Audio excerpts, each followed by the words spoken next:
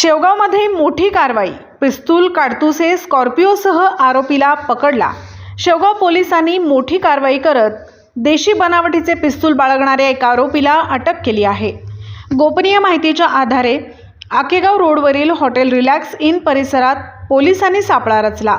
विना नंबरची काळी स्कॉर्पिओ थांबवून तपासणी केली असता जावेद मुनीर सय्यद वय वर्ष 27 राहणार शेवगाव याच्याकडून देशी पिस्तूल, एक मॅगझीन आणि 2 जिवंत काडतुसे जप्त करण्यात आली। तसेच 2 मोबाईल फोन आणि सुमारे 19 लाखांची स्कॉर्पिओ गाडी असा एकूण 20,25,600 रुपयांचा मुद्देमाल पोलिसांनी जप्त केला आहे।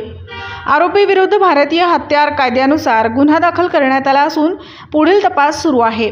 सदरची कार्यवाही पोलीस अधीक्षक सोमनाथ घारगे, अपर पोलीस अधीक्षक वैभव कलुबर्मे, उपविभागीय पोलीस अधिकारी नीरज राजगुरू यांचे मार्गदर्शनाखाली पोलीस निरीक्षक संतोष मुटकुळे, पोलीस उपनिरीक्षक Ajinath Kothale, Ramhari Khedkar, police head constable Chandrakant Kusare, Shyam Gunjal, Bhagwan Sanap, Rahul Khedkar, Ishwar Berad, police constable Raju Bade, Nakul Phakle, Kishor Palve व होमगार्ड प्रकाश गरड तसेच दक्षिण मोबाईल सेलचे पोलीस कॉन्स्टेबल राहुल गुड्डू यांनी केली असून वरील गुन्ह्याचा तपास पोलीस उपनिरीक्षक रामहरी खेडकर हे करत आहेत।